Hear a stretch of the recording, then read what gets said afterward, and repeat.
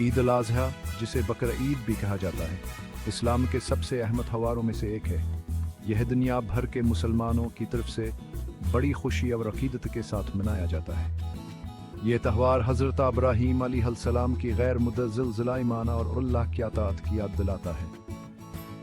عید الاضحیٰ اسلامی قمری مہینے ذو الحجہ کے 10ویں دن آتی ہے۔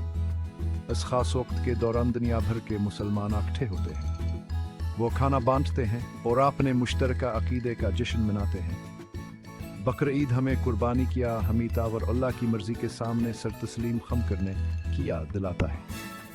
یہ غور و فکر، دعا اور خاندان اور برادری کے بندھنوں کو مضبوط کرنے کا وقت ہے۔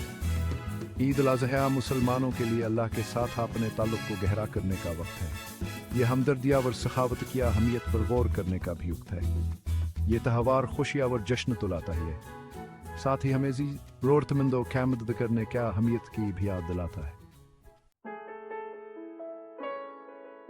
حضرت ابراہیم اور ان کے بیٹے حضرت اسماعیل علیہ السلام کا قصص عید الاضحیٰ کو سمجھنے کے لیے مرکزی حیثیت رکھتا ہے۔ اللہ تعالیٰ نے حضرت ابراہیم علیہ السلام کے ایمان کی آزمائشان ہیں اپنے پیارے بیٹے کی قربانی کا حکم دے کر کے۔ حضرت ابراہیم علیہ السلام نے بھاری دل اور غیر متزلزلہ ایمان کے ساتھ اللہ کے حکم کی تعمیل کی تیاری کی۔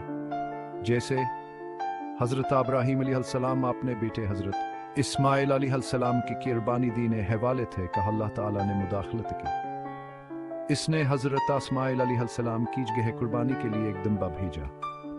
اس واقعہ نے اللہ کی لامحدود محبت اور رحمت کا مظاہرہ کیا۔ اس نے اللہ کے منصوبے پر حضرت ابراہیم علیہ السلام کی مکمل اطاعت اور اعتماد کو بھیا جاگر کیا۔ یہ کہانیاں ایک زبردست یاد دہانی ہے کہ ایمان کے لیے مشکل ترین آزمائشوں میں بھی اللہ کی عطاوری کی ضرورت ہوتی ہے۔ یہ ہمیں سکھاتی ہے کہ حقیقی قربانی اللہ کی مرضی کے سامنے محبت اور سر تسلیم خم کرنے میں مضمر ہے۔ عید الاضحیٰ خصوصی نمازوں اور رسومات کا وقت ہے جو مسلمانوں کو اللہ اور ایک دوسرے کے قریب لاتے ہیں۔ دن کا آغاز مسلمانوں کی اجتماعی کی نماز ادا کرنے سے ہوتا ہے۔ یہ خصوصی نمازات احادہ اور شکر گزاری کا وقت ہے۔ نماز کے بعد مسلمان قربانی کا عمل کرتے ہیں، جسے قربانی کہتے ہیں۔ قربانی کے دوران عام طور پر بھیڑ، بکری یا اونٹ کی قربانی دی جاتی ہے۔ گوشت کو 3 حصوں میں تقسیم کیا جائے۔ ایک حصہ گھر والوں کے لیے، دوسرا رشتہ داروں اور دوستوں کے ساتھ بانٹا جاتا ہے، اور تیسرا حصہ غریبوں اور مسکینوں کو دیا جاتا ہے۔ یہ عمل سخاوت اور ہمدردی کی علامت ہے۔ اس بات کو یقینی بنایا جاتا ہے کہ ہر کوئی چاہے اس کا معاشی حال تک بھی ہو، اس تہوار کی برکتوں میں شامل ہو سکے۔ ہچار عید الاضحیٰ کی اخلاقیہ اور معاشرتی اقدار۔ عید الاضحیٰ صرف رسومات کے بارے میں نہیں ہے، بلکہ اس میں گہری اخلاقی اور معاشرتی اقدار بھی ہیں۔ حضرت ابراہیم علیہ السلام کے اپنے بیٹے کی قربانی دینے کی رضامندی ہمیں اللہ کی فرمان برداری اور اطاعت کا اصل مفہوم سکھاتی ہے۔ یہ حق اعلیٰ طاقت پر اپنے اعتماد کی اہمیت کو اجاگر کرتا ہے، چاہے ہمیں ناقابل تصور چیلنجوں کا سامنا ہی کیوں نہ ہو۔ قربانی کا عمل انسان دوستی اور ہمدردی کی اہمیت پر زور دیتا ہے۔ خاندان، دوستوں اور ضرورت مندوں کے ساتھ گوشت بانٹنے سے سخاوت اور معاشرتی ذمہ داری کا جذبہ پروان چڑھتا ہے۔ عید الاضحیٰ ایک یاد دہانی کا کام کرتی ہے کہ حقیقی ایمان ذاتی عبادت سے بڑھ کر ہے، اور اس میں دوسروں کے فلاح و بہبود کا عزم بھی شامل ہے۔ یہ تہوار برادری کے بندھنوں کو مضبوط کرتا ہے۔